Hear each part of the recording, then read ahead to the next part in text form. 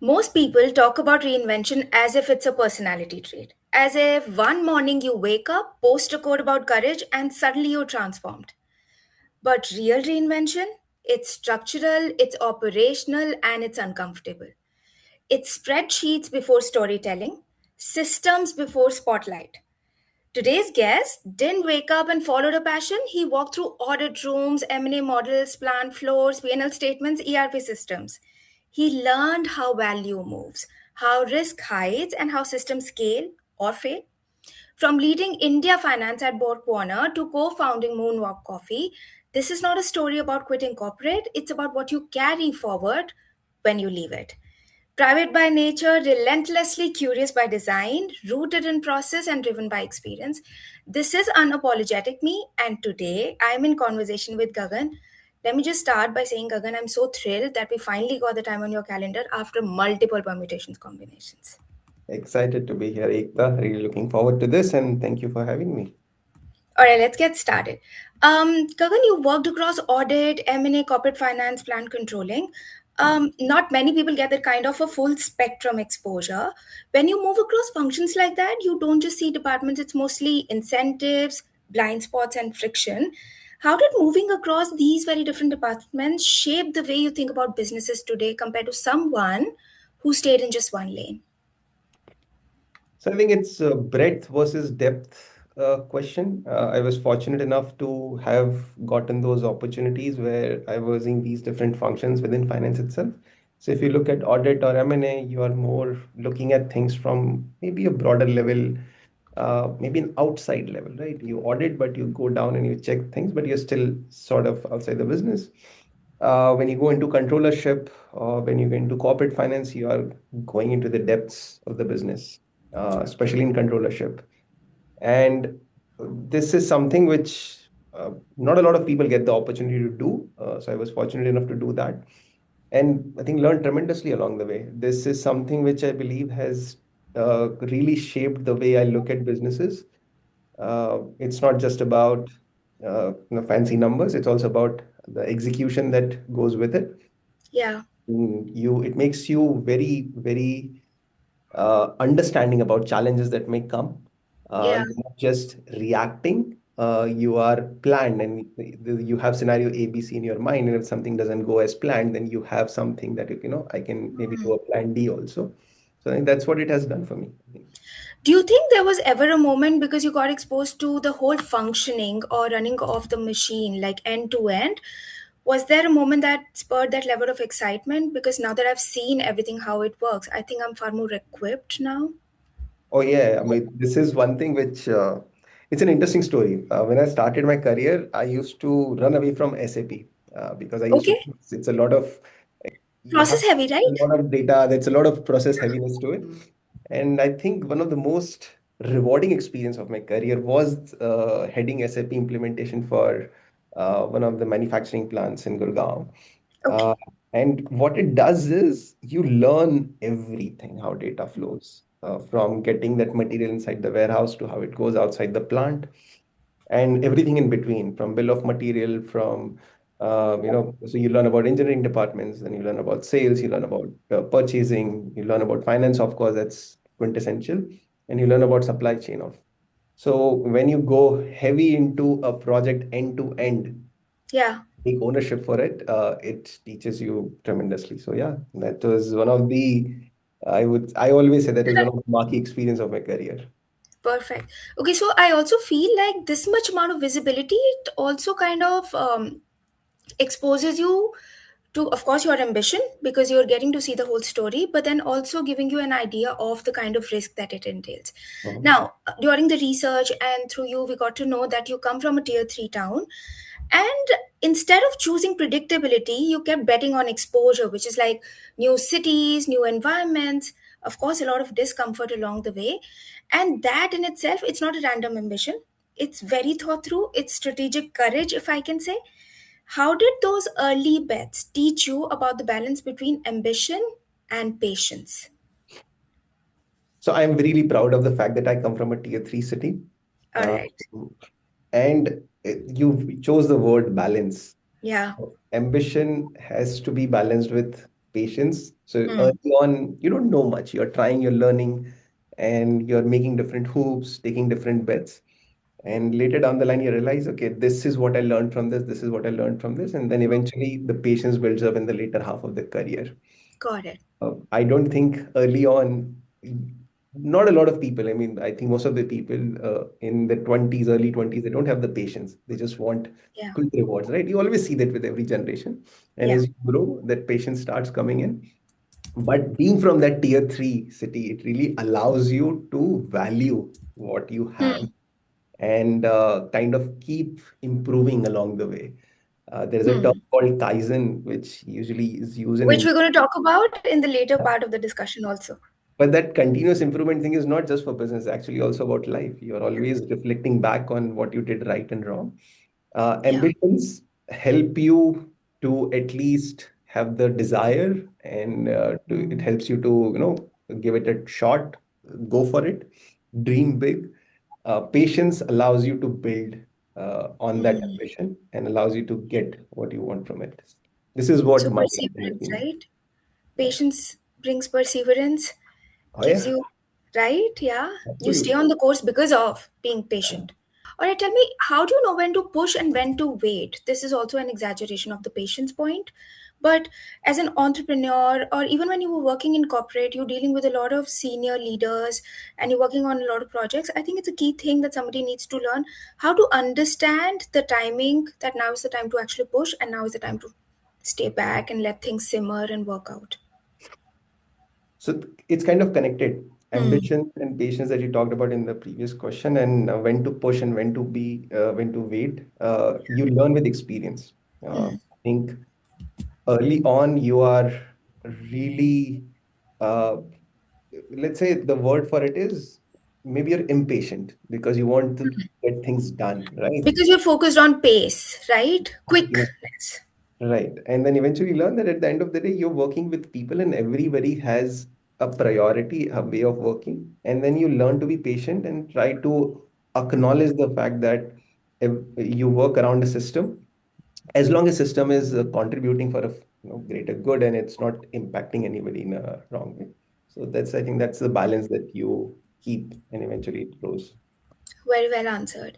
All right, let's talk about thinking because you often speak about first principles. Um, you reference first principles thinking like jobs to be done. That's actually deep structural reasoning, not even driven language, so to say. What is the one belief about business or leadership that you had to completely unlearn?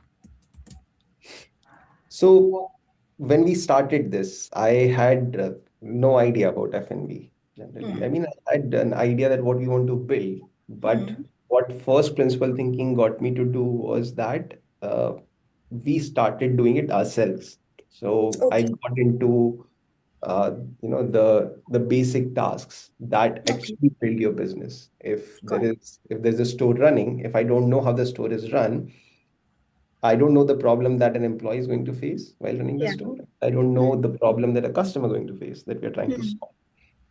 So that's what basically the idea of first principle thinking is that you're not just asking that what can I do to fix now? You are kind of thinking about what is the core reason of the problem and how we can solve it so that it doesn't occur, in the Hmm. longer build the longevity.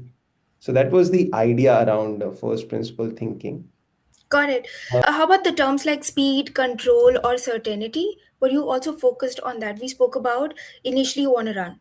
So you obviously have the speed and the pace in the mind. But the other point is like control and certainty. And when you're yourself involved in the process at the very base level, what were your thoughts and how have they evolved over a period of Initially, time? it was all about learning. We only had one focus that what is that job whatever we're doing, the product, what is that job it is doing for the consumer, or what is the job it is doing for the barista. I don't think we focused on any specific aspect that I want to have a control or I want to run this fast or I want to have this certainty. What you do is you eventually build systems based on those learnings. So, of course, all three are important. You eventually want to get to a place where you are massively running fast, or you're Hmm. certain about that if I have projected this store is going to do this much of revenue, it actually does Yeah. that. And Yeah. you want to make sure that you have complete control on the outcome. So it wasn't early on, it was just about learning. Let me learn Learn. and create those systems. Now we are at a phase, now we are in a phase where we talk about these things. Okay, so if I want to open 5 stores in a month, how to do it? If I want to achieve this much revenue, how to do it? If I want to control this much market share, how to go about it? So this has eventually transformed into this. So basically, talk about how the priorities have changed and evolved with time. Um, Kind of picked up this thing that unlearning becomes very real when you're holding the real responsibility. Like in your case, you mentioned about learning processes early on when you were just getting started. Yeah, I'm yeah, going to bring you back a little bit to the corporate world when you were a part of. As India Finance Controller at Borg Warner, you were responsible for P&L, capital allocation, compliance, and you did mention about SAP implementation. Now, these are not theoretical stakes. These are like real work. What does that level of responsibility teach you about decision making under pressure? So pressures in a pressure in a corporate world is very different from a pressure when you start your own business. In Yeah, a corporate world, the pressure at the end of the day it comes from board of directors and even from shareholders, and it just trickles down to your store, your plant particularly. And then got you it. have your annual budgets, and there is a team which is helping you around to achieve them. And majorly, the part that you're focusing there on is stakeholder management or cross-functional management, making sure that your plant achieves the target as an individual, the responsibility the company has given you.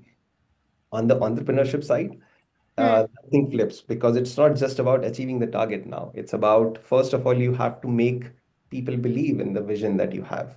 You have to have employees, you have to have co-founders, you have to have investors, and all of them have different way to look at their motive in it, right? Hmm. So it's not just about stakeholder management now, it's also about motivating them, it's also about making sure that everybody finds value in it.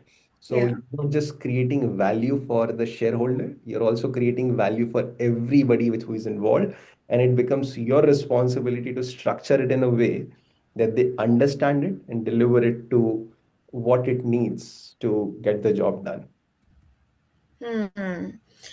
Okay, trying to bring a different angle now. Now, you moved away from controlling risk to actually absorbing it now. Talk about an entrepreneurship, which is full-fledgedly a different domain. So corporate finance trains you to reduce and control risk, as we were understanding, because you know that you're responsible to a certain set of individuals, but entrepreneurship is a different ballgame altogether. It literally requires you to live inside risk all the time. How difficult was the psychological shift for you? So it was more difficult than I had planned for. Let's to be very Okay, honest about it. all right, okay. And there is a simple, and that's okay. That's something Mm-hmm. you learn from. What happens in business is there are a lot of unknown variables, right? Hmm. In a corporate finance or especially in your company, there's a lot of things you have paths to run on, and you have left and right, and then you have people. The structure is already set. Hmm. In this case, there are things that, of course, you plan that, okay, out of 100, you know that I know you start from zero. You assume that you Hmm. know, and then you start learning, and then you say, okay, I'm going to figure out these many things, and you assume that this is going to do the job right. But you will still Yeah. know about 20% of the things which you would not have planned for, and nobody can plan for it. And Hmm. suddenly, these are not the things that will give you time to prepare. These are the things Yeah. you have to take on immediately. So you have Hmm. like, I don't know, sometimes an hour, sometimes a week, rarely a month to address that risk. Yeah. So that is a drastic difference between absorbing that risk in a corporate finance versus entrepreneurship role. You got to be on the toes all the time. You never know what the question or the risk are, and you got to just think it through in the moment. Absolutely. All right. Did you ever feel exposed without institutional backing, especially when you started? Yeah. We always feel like the corporate has this, you have a boss, Yeah. or right? There is this, You have a budget. you have a budget. Yeah. Now it's like you on your own, you figure it out Now every. I am the budget. No, yeah. This changes. I think it's a big question to have institutional backing. Uh, Hmm. Even in entrepreneurship, at some way down the line, you start garnering enough interest that you have that sort of structure around you. But it takes time. It's a long, it's a game for a long haul. Hmm. There's a term called lambi race ka ghoda. So 100%. you got to be that. It's not going to work in either way. It doesn't matter whether you're running a small business or a large business, Yeah. but you got to be enjoying that and hustling about it kind of every day in, day out. I feel like I've spoken to a lot of founders, and more than meeting the targets, I think it's the kick of the journey. Every day, solving the questions or the issues that come up, that gives them the thrill. What do you feel about yourself, right? What do you think about it? I mean, you do have So, targets, but still. so one thing which I can talk about myself, what lured me into this was, I mean, I knew that you'll have to build it everything from scratch. But Hmm. there are two things which was the case for me. One is you want a freedom to execute a plan that you have in mind, Nice. and you want to back yourself and see whether this could work or not. It's not just about maybe this would work. It's about, okay, Yeah. this is gonna work, go and do it. Figure out the challenges, do and whatnot.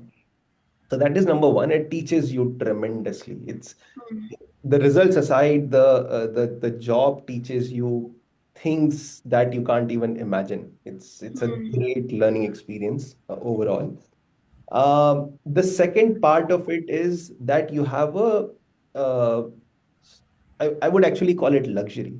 Okay. How fortunate you are to work on problems that you once begged the universe to give you. Oh, It's this not is my such a own good line. I read thought. it somewhere, but it really resonated with me that how fortunate you are. Yeah. Now you are working on problems that once you begged the universe to give you. I am actually going to utilize this. So I promote thoughts of the people I usually interview. This is such a, I mean, it touches the God because you can relate with it, and what a good feeling when you actually feel it like that. Some people take, sometimes our mindset gets into the vibe where we're like, oh my God, we're juggling with so many things. It's so much of a pressure, which is there, yes. But if you have a thought process like that, then I think it eases and you become even more grateful for Yeah. every single day and how you're solving problems. All right, we're not get too much emotional. Let me bring it to another side. There is this thing that people romanticize heavily, which is having led large systems. What do founders often underestimate when they romanticize leaving the corporate life? Now, it's a different psyche, right? When you've left and you've thought, like in your case, you did mention that the expectation or the initial idea was very different when you actually started. Were there instances when you romanticized a particular thing or you had a certain idea? So, what founders romanticize about is uh, generally the freedom or sort of that they will have people to do things Hmm. eventually, or they'll have massive funds in the bank accounts that will come with it. It doesn't happen like this. It takes years. It takes a lot of persistence, a lot of you got to meet the numbers that you eventually want to achieve, and then people will start backing you. Hmm. That journey takes time. Hmm. It's a game of patience. It's a game Hmm. of not giving up. Yeah. There is this girl, her name is Harneet Kaur. I think she was part of WTF fund, which Nikhil Kamath runs. And she once, I think, one of somewhere I was listening to her, and she said, "Ki initially the part is survival. Later Hmm. on, everything comes along, and this survival part you have to be very strategic about it, that how long can you run with how many Hmm. limited resources, and the more patience you have and the more grit you have, the larger the reward is going to be as you move forward. So it's not going to look very fancy in the Yeah, beginning yeah. will be very scrappy, beginning will be sort of you will have things, and you will have to kind of give away the control also in the beginning, that okay, it's okay, I know, but I'll fix it in couple of years or at this milestone. So this is a part which takes a lot of uh, reality check. So, We've understood theoretically how it is, like when people make a shift, and this is the kind of thought process or mindset they have to develop, or they have no choice, but then it automatically brings them in a spot. Let's talk about you. When people are now that people are going to listen and watch the episode, what were some of the changes that you had to put yourself or bring yourself into, or talk about the discipline you had to inculcate when you actually made the shift and started in those early days? Or let's talk about the initial 1 year, something that somebody who's in your footstep would want to do. That what are certain things they need to keep their heads on? So it was having my name on the door from a cabin to sort of running a manufacturing setup all by myself. Hmm. I mean, you can understand the shift. There is Yeah. only, it's a one employee company Yeah. versus you have a team who is helping you achieve the goals. And then now you have to build a team that helps you achieve a larger goal, maybe at some point. There's one thing is, this is again true for me. I chase for those moments. So imagine scoring a goal when your team is maybe at a tie or it's a final game and it's a 92nd minute of the game and you score a goal and there is a thrill that comes with it, Hmm. right? Hmm. You don't have too many such moments in life. You probably have, I know the best of the players probably would have 4 or 5 such moments. Uh, Hmm. or Virat Kohli probably had like 2, 3 innings where the team was there was no hope, and then he just took the team towards a victory. So at the end of the day, you're chasing those few moments when Hmm. starting a business. And that is what keeps you going. That I know this is the work I'm doing now, but I do have a larger picture in mind. And I'm playing for those 3 moments. And that's going to be enough to make this massive or make this business a business legendary. Hmm. Such good answers. All right, we're going to talk about what you chose to build. You're not just building a coffee brand at Moonwalk Coffee, you're rethinking about sourcing, manufacturing, distribution, basically the entire path from origin to the cup. So, question is, what was broken in the system that made you say this needs to be rebuilt? Or what was the sweet spot which you realized that I need to build on this? Oh, this was simple actually. So wherever I've worked, particularly in offices, so I've always felt that you don't have good enough beverage options. Hmm. You need that break. Why do you have to go outside? In US, I remember there was still we still had a good cafeteria actually there, but it's not solving a problem. The problem is very different because when you are trying to change how this experience comes to inside your workspace, you have to think about a lot of things from electricity to the quality to how the behavior of a person is. The whole holistic experience needs to be redesigned. So this is, I think, I felt this is a problem that I can take on and solve, and it has big enough market where people will appreciate a good solution. It's a wide space. Um, there was a book called Blue Ocean Strategy, which I read, and Hmm. I think that's what was going in my head, that Okay. you want to swim in an ocean where you can swim freely. So they talks about the example of Cirque du Soleil when there was a lot of circus brands. So they talked about how Apple came and played on data where everybody was playing on minutes. Hmm. Them. So it's not that you are reinventing or creating the whole new, uh, the Yeah. product is there, The but you product, have to yeah, go the to product category exists. and figure out a different ocean for yourself to swim. Hmm. These two things just kind of came together and we started doing this. So this must have been quite a complicated thing also, right? Because the product already exists. Now, how do you refine it and bring those essentials that it spots out of the already existing market? That's quite a thing, right? That brings me, you chose complexity instead of shortcuts as we're talking and understanding the psyche behind building Moonwalk Coffee. Why did you choose to engage with hard operational complexity instead of building a lighter marketing driven brand? Because coffee was already there, right? Sustainability. So Oh, you want to build something that will last for a really long yeah. haul. You don't want to create a quick, make money quick scheme. Uh, and what marketing, it's also about customers at the end of the day. Hmm. You want to build something that adds value to their life for a longer period of time. Of course, in the beginning, you will build block by block and you start creating a better experience for them. But with marketing, what happens is the same generic product, the same generic manufacturing sites, the same distribution model. And sure, it will survive for maybe few years, but eventually it's not going to make a lasting impact, right? And I think that's something I like. I like building something which will last for a long haul and can add value to your life for a longer haul. Let me ask you this. Is complexity a burden or an advantage? In your words, obviously, sustainability, we're looking at it from a positive side altogether, but let's talk real business. How hard is it, Gagan? It's both. Uh, Okay. Immensely burdensome and it's immensely fascinating because what complexity does is you're sometimes chasing needle in a haystack. You don't know what the Hmm. problem is. And that becomes frustrating when you don't get the answer. But when you get the answer and when it starts showing results, it's that scoring a goal in 90-second minute moment. So it's both. So, I'm going to bring you now to a term which you used already in the discussion, and I said we're going to touch upon this topic separately. Your operational philosophy is also very interesting. You've referenced Japanese ideas like continuous improvement and intentional hospitality. How much of Moonwalk Coffee is influenced by principles like Kaizen or Omitanashi, and how do you adapt them to India without any limitation?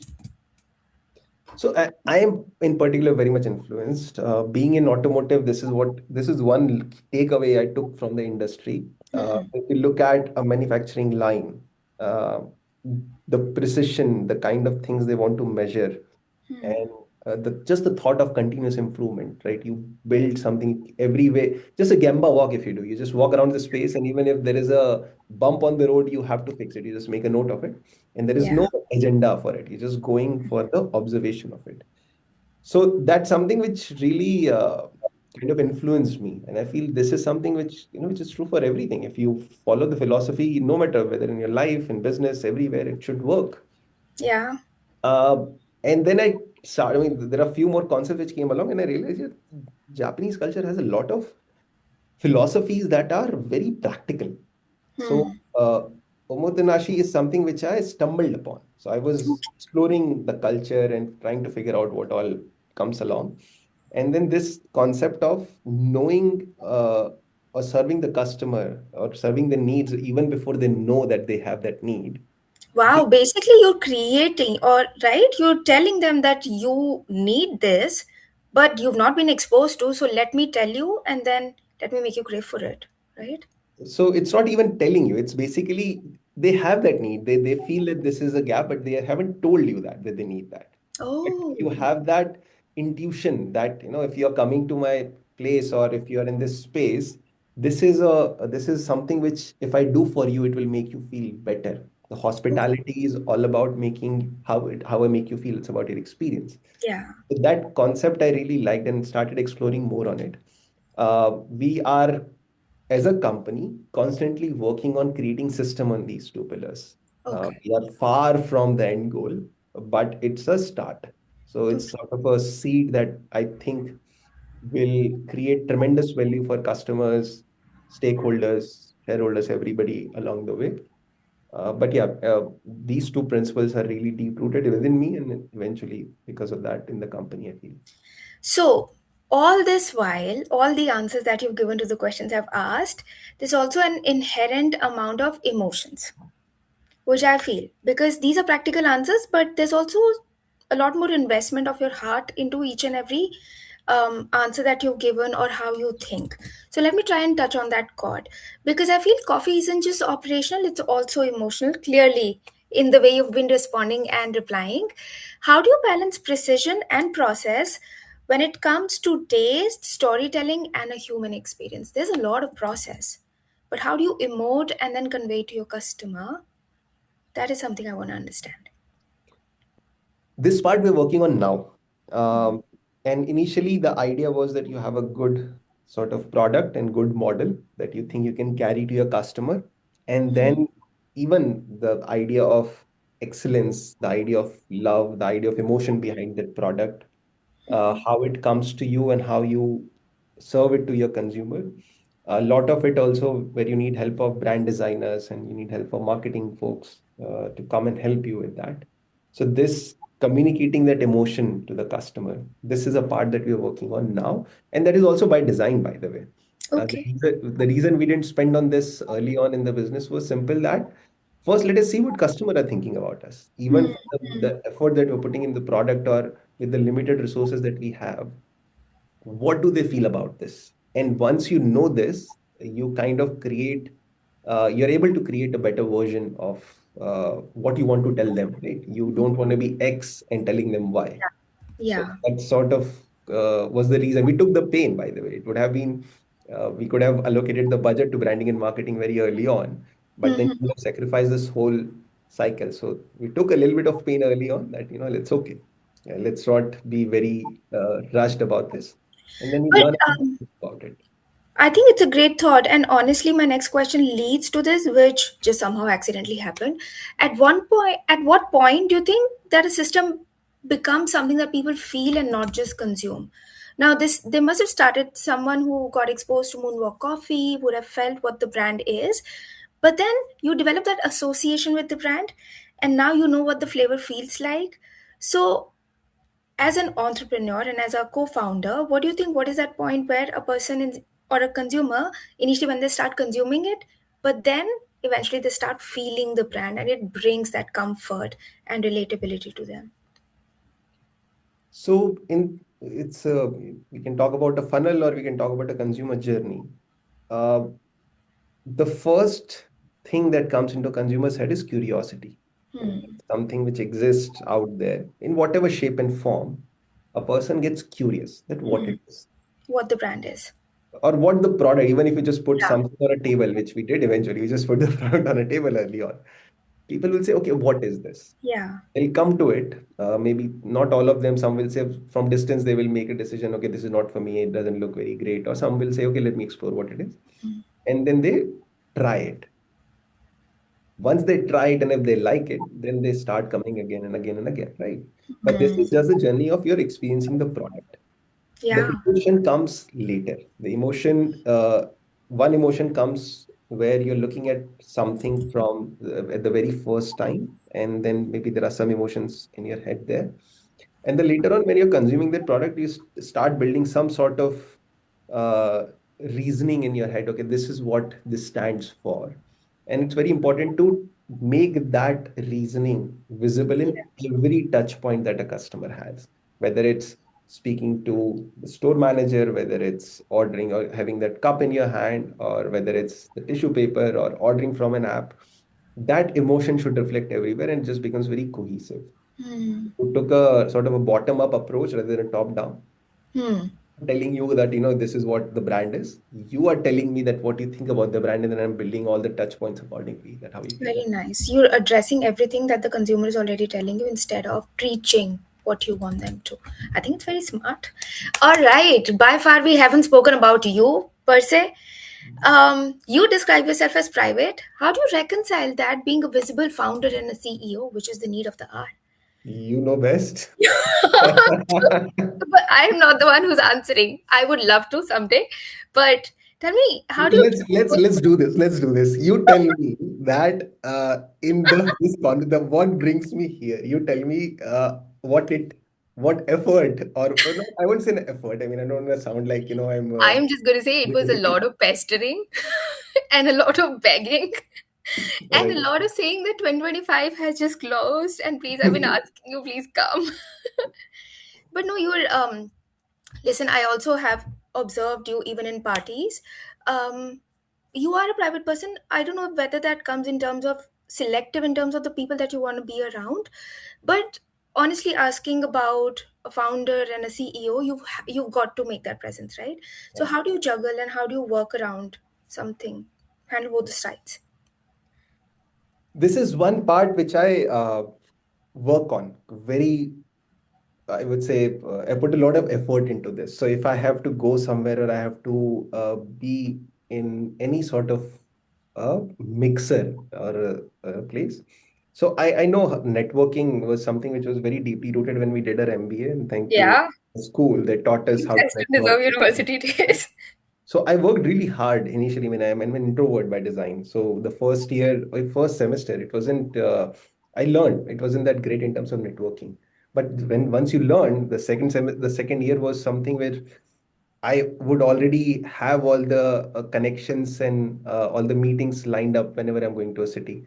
But I always feel that my networking style is more around objective, right? So so now coming to your question that as a founder where the job actually requires you to be out there a lot, Hmm.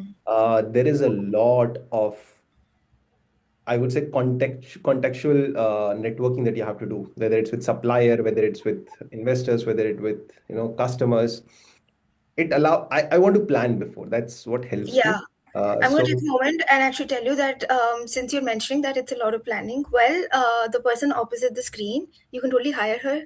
She's a gem and she oh can yeah, yeah, make the absolutely. narrative every time. I can vouch for it. I think I have seen you. I have seen you what you're doing and what you're building, and I can simply tell you that you have a capability to make sure the job gets done. You don't We do it half. knock on the wood.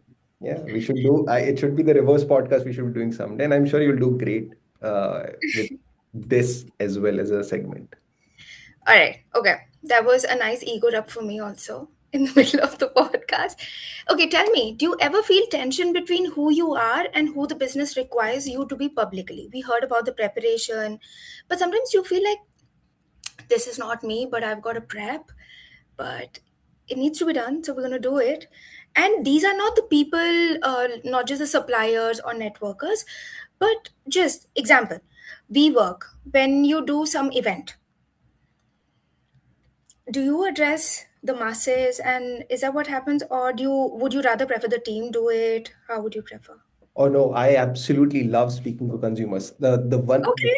Till today, the best memories of business that I have is being behind the counter and taking orders. I Okay. absolutely love it.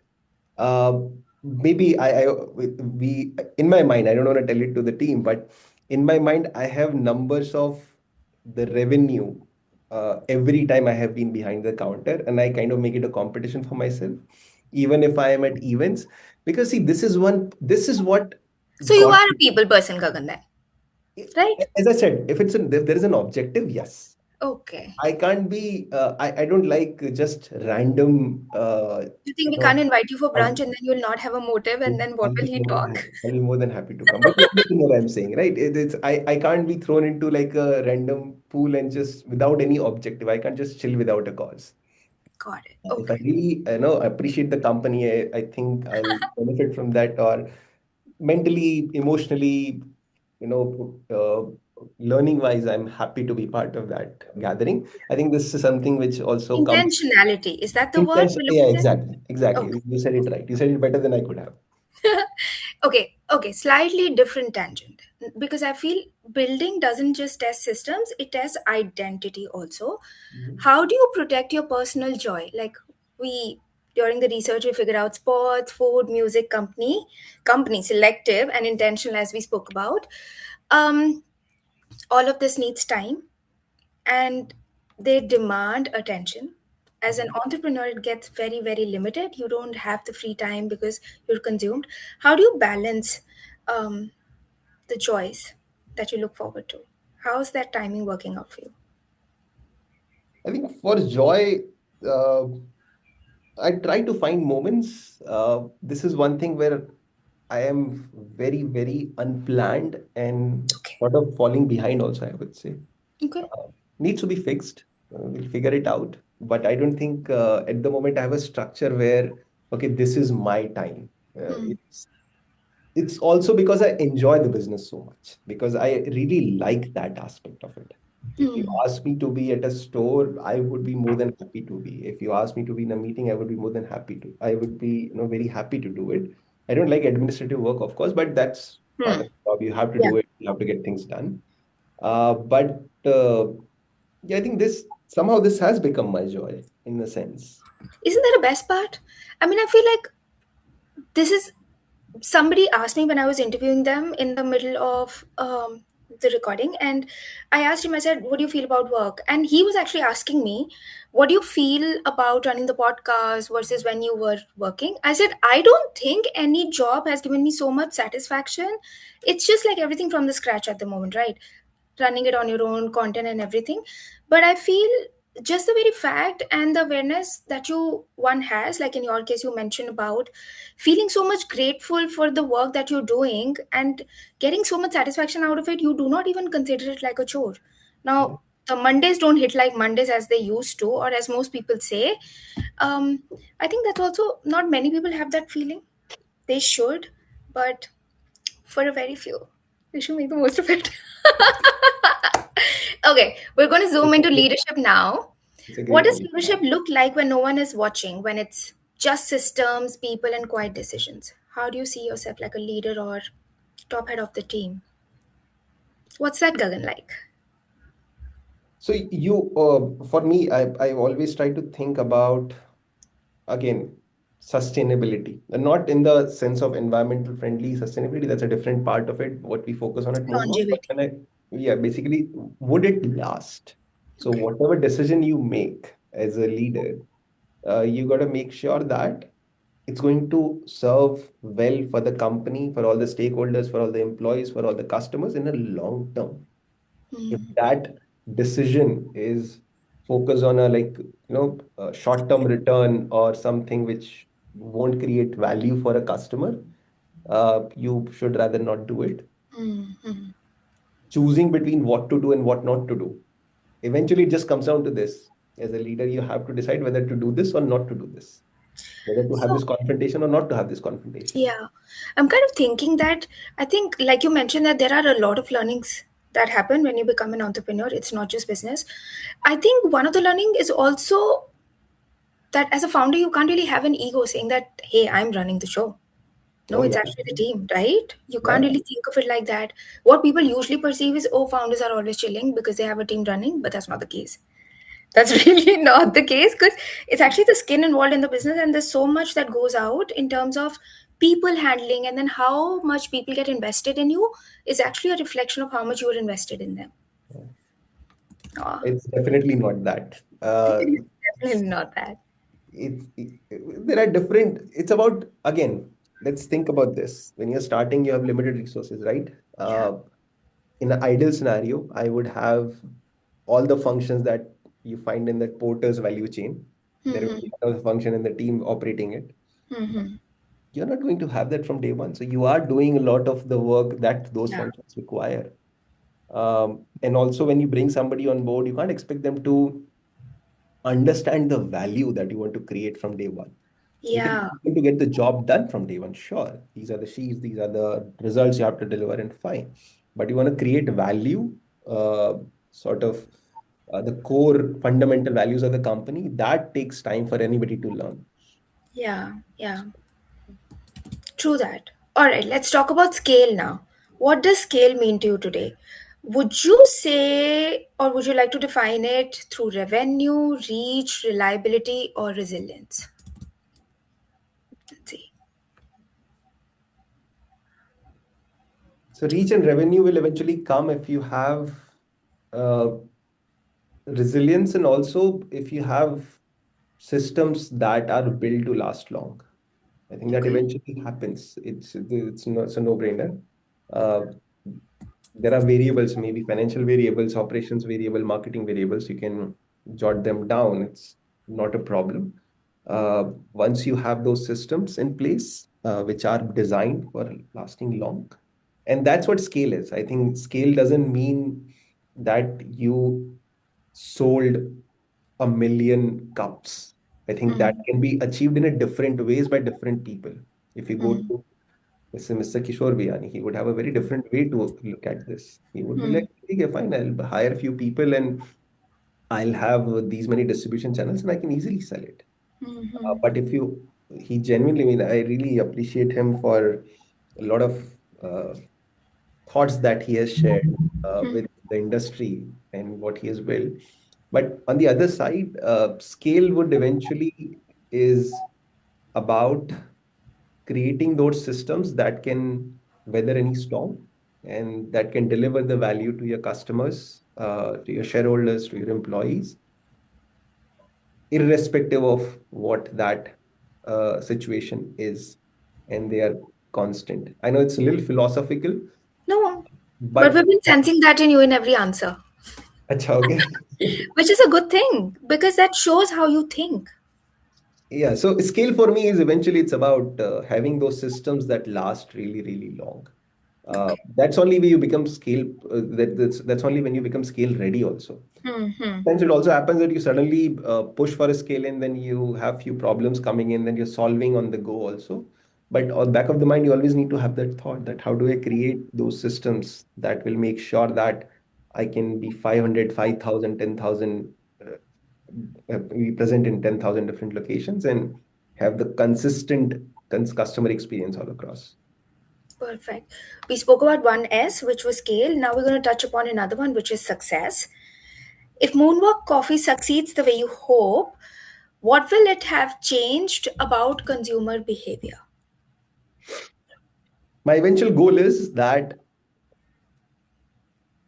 you think about you're sitting wherever you are So and coffee is Moonwalk Coffee. you just think about it. Probably you just have to ask your phone, uh, just need this, and Yeah. it should be delivered to your closest possible place.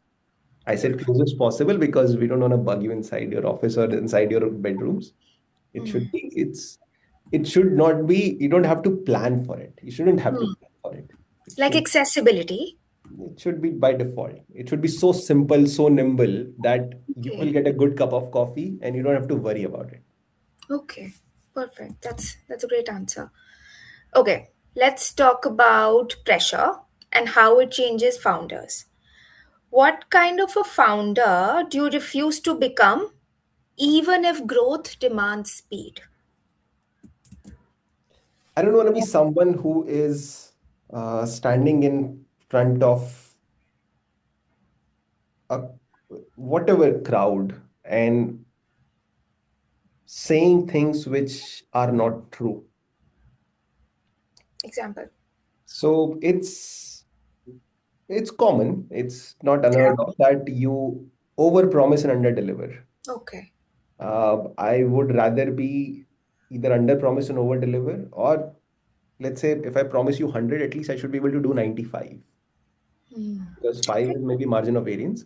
Though the philosophy of excellence tells me that if I say 100, I need to do 101. And that's what I'll always go for. Okay. But I don't want to be that I'm telling you 100 and we only have 50. Hmm. That's not the way that I would see myself uh, working. I wouldn't like that. All right. Okay. Well, in the interest of time, we've come towards the last question of the episode. At this stage of your life, professionally and personally, what is Gagan the most unapologetic about? Hmm. I think the way we chose to operate this very thought of uh, not being too eccentric about delivering things. So it's there are a lot of things, by the way. Yeah, But I have all the time, and everyone has all the time because this is how you get to learn the psyche of founder. see, I feel we live in a world where marketing does a lot of wonder for you, but Hmm. it has to be very reasonable, ethical marketing. You Hmm. should be doing what you're saying you're gonna do, and that's where you build credibility. That's where Hmm. you build trust. That's where you Hmm. build equity. Scott Fine used to tell me, Hmm. school again, that life is also like balance sheet, right? You Hmm. build on equity and eventually you draw from it. If Hmm. you are not delivering what you're saying, you're eventually a liability for the other person. You will be looked as Hmm. a liability. Hmm. So this is one thing where I'm totally unapologetic about. We keep getting a lot of feedbacks from people who might benefit if we just go out and say things that we are not going to do, well, but it will create a short-term value for. Hmm. So we don't go for that. We try to be firm with these are the standards we want to maintain. And that's okay. Beautiful. It's Okay. a thing, right? Um, this is amazing. Seriously, sincerely thankful that it worked out within 10:30, 1 hour frame as you wanted. Final thoughts. What you feel about the content, about the episode, how it's been structured, whatever you feel, good, bad, ugly, everything. I think the core essence of this whole content is you. You have this. You have a lot of knowledge. Also, you have worked yourself in the industry, so you know the nuances, what to ask, what not to ask. You are definitely persistent. You don't give up, which is a great thing. And I hope this becomes something which you truly desire. This should definitely give you great results. I'm really, really touched with. Touch wood. On that note, we're going to close this episode. Some founders build noise, others build systems that last quietly. What stood out today wasn't urgency, it was intention. Not disruption for attention, but redesign rooted in discipline and care. This wasn't about escaping the corporate life, it was about carrying the rigor forward. Even something as familiar as coffee can be reimagined if you question the entire path it took to reach there. This is Unapologetic Me, and this conversation with Gagan Tongiya now belongs to you. I'm your host, Ekta Khurana, and I'll see you in the next episode. Until then, live your life unapologetically.